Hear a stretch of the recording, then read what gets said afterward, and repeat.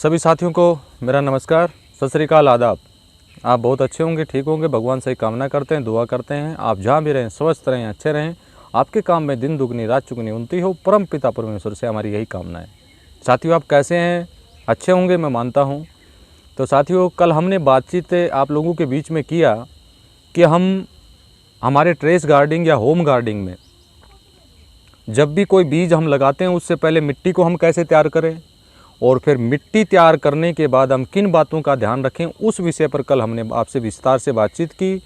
आपके कोई भी सवाल जवाब अगर रहे हों तो आपने अब तक भी नहीं पूछा है तो दोबारा पूछ सकते हैं, कोई भी दिक्कत नहीं है। व्हाट्सएप मैसेज कर सकते हैं या इसी वीडियो के नीचे कमेंट बॉक्स में आप जाकर पता कर सकते हैं।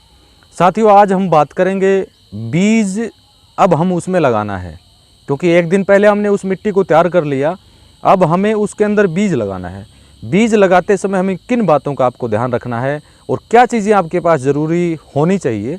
वैसे बीज की समस्या काफ़ी जगह हमने होम गार्डनिंग या टेरेस गार्डनिंग में देखी है, वो समस्या आने वाले समय में हम दूर करेंगे और उस विषय पर हमारी कुछ साथियों से बातचीत भी चल रही है। तो आने वाले समय में शायद बीज की समस्या भी आपकी ख़त्म हो जाए। अब उस बीज को हमें तैयार कैसे करना है, बीज को लगाने से पहले किन बातों का आपको ध्यान रखना है, मैं अपना अनुभव आप लोगों के बीच में शेयर कर रहा हूँ। तो उसमें सबसे पहले तो आपके पास वेस्ट डिकम्पोजर होना चाहिए। सबसे पहले आपके पास वेस्ट डिकम्पोजर होना चाहिए। इस बात का विशेष रूप से आपको ध्यान रखना है, क्योंकि वेस्ट डिकम्पोजर का उपयोग अगर बीज उपचारित में आप करते हैं तो बीज का जन्मेशन तो 90 से 99% होगा ही होगा। उसके साथ साथ जो है उसका जो बढ़वार है वो भी अन्य भांति अगर आप कोई भी बीज लगाते हैं उससे कहीं ज़्यादा होगा, उसकी फुटाव जो है उसका उनसे कहीं ज़्यादा होगा। तो वेस्ट डिकम्पोजर का होना आपके लिए सबसे कंपलसरी है, ये चीज़ विशेष रूप से आपको ध्यान रखना है। अब मैंने बीज को दो हिस्सों में बांटा है। एक तो कठोर बीज जो होते हैं, जो टाइट बीज होते हैं, जिनको जन्मेशन में कम से कम 8 से 9 दिन या 10 दिन का समय लग जाता है, जो बाहर निकलने में उनको टाइम लगता है। अब वहाँ हम क्या भूल करते हैं, जैसा बीज हम बाज़ार से लाए वैसा बीज हमने उसमें सोविंग कर दिया, लगा दिया। अब होता क्या है, उसमें से अगर सही मायने में बात की जाए तो 60 से 70% बीज का जन्मेशन होता है, बाकी बीज का जन्मेशन नहीं होता। क्योंकि उसमें एक सबसे अच्छी ध्यान देने वाली बात यह है कि कोई भी बीज अगर आप बाज़ार से लाते हैं, कोई भी बीज अगर आप बाज़ार से लाते हैं तो 1 कप पानी लीजिए। थोड़ा बीज होता है, मैं भी मानता हूँ। 1 कप पानी आप लीजिए और उस 1 कप पानी में उस बीज को डाल दीजिए। 1 कप पानी आप लीजिए या 1 गिलास आप ले सकते हैं या 1 मग आप ले सकते हैं, कोई इशू नहीं है। उसमें उस बीज को आप डाल दीजिए और बीज को कम से कम 1 से 1.5 घंटे के लिए आप छोड़ सकते हैं या आधे घंटे के लिए आप छोड़ सकते हैं। उस बीज को आप छोड़ दीजिए। जो बीज नीचे जम जाएगा, जो बीज पानी में बैठ जाएगा, उस बीज का तो अंकुरण होगा और जो बीज ऊपर तैरता रहेगा उस बीज का अंकुरण साथियों नहीं होगा। इससे एक तो बीज की पहचान आपकी हो जाएगी, सबसे पहले काम करने वाला ये है।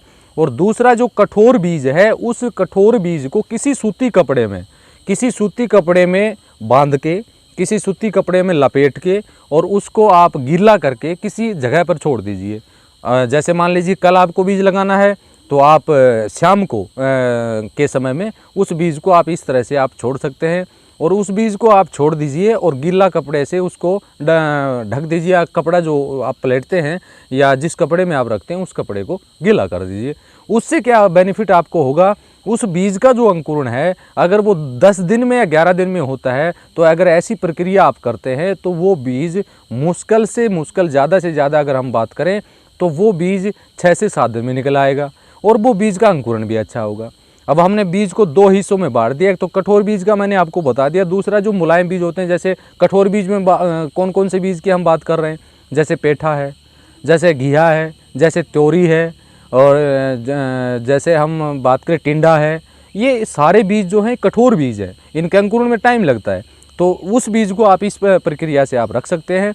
और जो हल्के बीज है जैसे टमाटर है, मिर्ची है, पालक है, ये बिल्कुल एक नॉर्मली बीज होते हैं। ककड़ी है, खीरा है, ये बिल्कुल मुलायम बीज होते हैं। इन बीजों को आप वेस्ट डिकम्पोजर का जो सोल्यूशन आपके पास है उस सोल्यूशन में 10 से 15 मिनट, उस सोल्यूशन में 10 से 15 मिनट किसी कपड़े में बांध के आप 10 से 15 मिनट डिप कीजिए और डिप करने के बाद उसको बाहर आप निकालिए और निकालने के बाद उसको अच्छी तरह सुखा लीजिए 1 घंटा के लिए।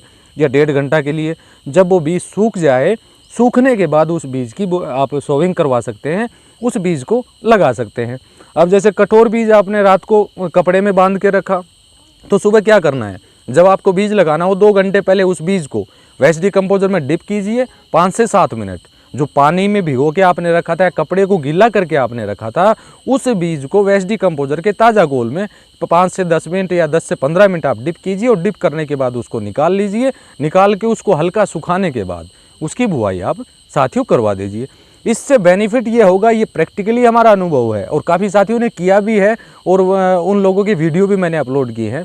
उससे क्या होगा, बीज का जो आपका अंकुरण होगा वो 90 से 99% तक बीज आपका अंकुरण होगा। और बीज का अंकुरण जो भी होगा वो बीज हल्दी होगा।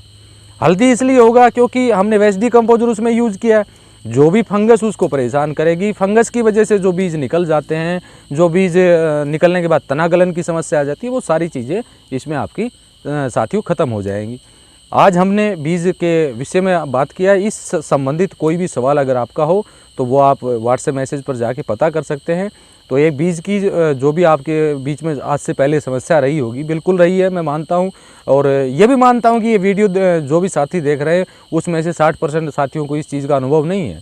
मैंने देखा है, मैंने काफ़ी लोगों से पूछा भी है और हमारे साथ काफ़ी दिन से होम गार्डनिंग, टेरेस गार्डनिंग करने वाले साथी जुड़े हुए भी हैं। तो इस विधि से अगर आप करेंगे तो आपको अच्छा बेनिफिट मिलेगा। अब हम अगले पार्ट में जो बात करेंगे, बीज लगाने के कितने दिन बाद हम सिंचाई करें और कितनी सिंचाई हम करें और सिंचाई करते समय क्या उसमें हम मिलाएं, ताकि हमारी जो जन्मेशन जो बीज होगा वो एक तो हेल्दी रहे, उस पर कोई रोग ना आए। इन चीज़ों पर बातचीत करेंगे। उससे पहले 2 वीडियो हमें और भी आप लोगों के बीच में शेयर करने हैं। एक तो कंपोस्टिंग खाद हम कैसे तैयार करें, जो भी हमारे रसोई का वेस्ट होता है या पत्तियों का वेस्ट होता है या घर का कोई अन्य वेस्ट होता है या फसल के जो भी अवशेष लाकर भी, जैसे धान का पुआल है या गेहूं का पुआल है, साथ ही लाकर उसको डिकम्पोज करके कंपोस्टिंग बनाते हैं, वो हम कैसे करें, उस विषय पर भी बातचीत करेंगे। और वेस्ट डिकम्पोजर को किस तरह से बनाएं, किस तरह से उसको रखें, उस विषय पर भी साथियों बात करेंगे। तो आज का वीडियो मेरे को लगता है कि आपको अच्छा लगा होगा। तो अच्छा लगा है तो अपने साथी, जो भी नए साथी आप लोगों के बीच में जुड़ के आएँ, उनके बीच में ज़रूर शेयर करने का काम करें। तो साथियों, इसी के साथ नमस्कार, राम राम, जय हिंद, जय भारत।